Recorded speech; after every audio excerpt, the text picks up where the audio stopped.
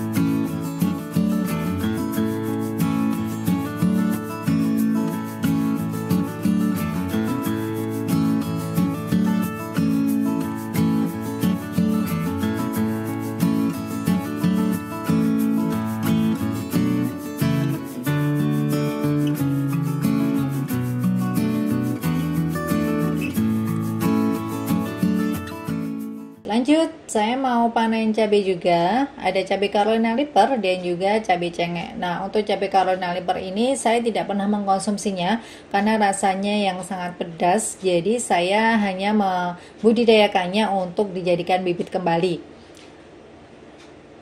Dan ini termasuk cabai cengkehnya di sini. Ini saya sudah telat panennya, sudah merah semua. Karena sebenarnya ini adalah cabai hijau yang biasa digunakan untuk lalap itu ya.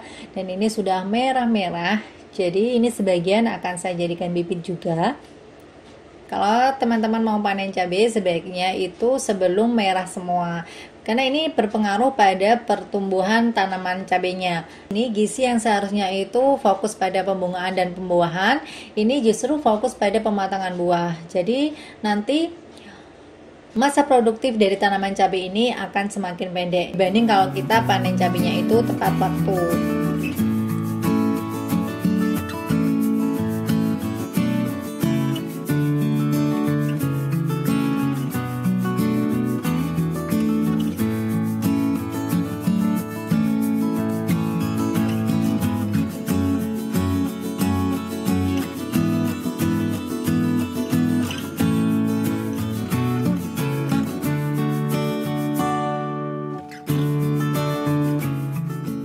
Lanjut juga, saya mau tanam cabai langsung dari bijinya yang saya ambil dari buah yang sudah matang. Dan saya tidak akan menyemainya terlebih dahulu. Jadi langsung saja saya tanam di pot-pot yang sudah saya beri media tanam siap pakai.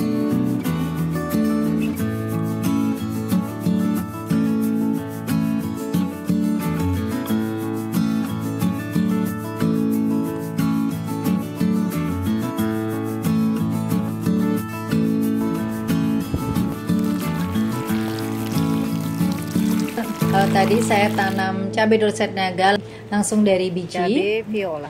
Sekarang saya mau pindah tanam cabai viola atau cabai ungu yang sebelumnya sudah saya semai terlebih dahulu. Nah, ini sudah kurang lebih usia 1 bulan sejak tanam biji. Sekarang sudah sebesar ini, jadi harus dipindah tanam. supaya pertumbuhannya lebih bagus. Ini sekaligus saya mau siram-siram ya tanaman yang ada di sini, karena tadi pagi belum sempat nyiram, jadi nyiramnya sore hari. Jadi penyiraman tanaman itu wajib ya teman-teman. Kalau teman-teman mau berkebun, itu memang harus punya jadwal rutin untuk menyiram tanaman. Paling tidak 1 hari sekali, bisa di pagi hari ataupun di sore hari. Nah, ini saya juga mau menunjukkan tanaman buah jambu citra. Untuk mempercepat pembungaan dan pembuahan, saya membuat luka di sepanjang batang tanaman jambu ini. Dan media tanamnya, ini teman-teman bisa lihat di sini juga saya beri dengan daun-daun kering di atas potnya ini, di sekitar pohon jambu ini. Kalau tadi saya letakkan di bagian dasar, kalau ini di atas permukaan media tanam. Jadi kalau teman-teman di rumah punya kebun dan kalau bersih-bersih itu ada sampah daun-daun kering, jangan langsung dibuang begitu saja ya, karena kita bisa memanfaatkannya untuk berkebun. Beberapa manfaat dari daun-daun kering tadi adalah yang pertama untuk kompos. Kita dapat membuat tumpukan kompos di pekarangan kita. Kumpulkan daun-daun tadi, kemudian tambahkan bahan organik yang lain seperti sisa sayuran, potongan rumput, dan bahan-bahan hijau lainnya. Pastikan untuk mengocok atau membalikkan tumpukan secara berkala untuk mempercepat proses dekomposisi. Setelah beberapa bulan, kita akan mendapatkan kompos kaya nutrisi yang dapat digunakan untuk pupuk tanaman. Yang kedua, untuk pelapis tanah. Sampah daun dapat digunakan sebagai pelapis tanah di kebun atau di sekitar tanaman. Letakkan daun-daun yang sudah kering di sekitar tanaman untuk melindungi tanah dari penguapan air, mengurangi pertumbuhan gulma, dan meningkatkan kandungan organik tanah seiring berjalannya waktu. Yang ketiga, pembuatan pupuk cair. Kita juga dapat membuat pupuk cair dari sampah daun. Cukup kumpulkan daun-daun yang sudah kering tadi, kemudian masukkan ke dalam wadah yang besar dan tambahkan air. Biarkan campuran tersebut difermentasi selama beberapa minggu dengan sesekali mengaduknya. Setelah itu, saring cairan dan gunakan sebagai pupuk cair untuk tanaman. Pupuk cair ini mengandung nutrisi yang bermanfaat bagi pertumbuhan tanaman. Yang keempat, mulsa. Gunakan daun-daun yang sudah kering sebagai mulsa di kebun. Mulsa membantu menjaga kelembapan tanah, menghambat pertumbuhan gulma, dan melindungi akar tanaman dari suhu ekstrim. Sebarkan daun-daun tersebut di sekitar tanaman dan pastikan untuk tidak menumpuk terlalu tebal agar tanaman masih dapat bernafas. Dengan memanfaatkan sampah daun di pekarangan, kita tidak hanya mengurangi jumlah sampah yang harus dibuang, tetapi juga menghasilkan produk yang bermanfaat bagi lingkungan dan tanaman kita. Demikian informasi untuk hari ini, semoga bermanfaat. Jangan lupa untuk senantiasa berdoa kepada Allah Subhanahu wa taala di sekitar aktivitas kita agar aktivitas yang kita lakukan bermanfaat dan berkah. Sekian dari kami. Wassalamualaikum warahmatullahi wabarakatuh.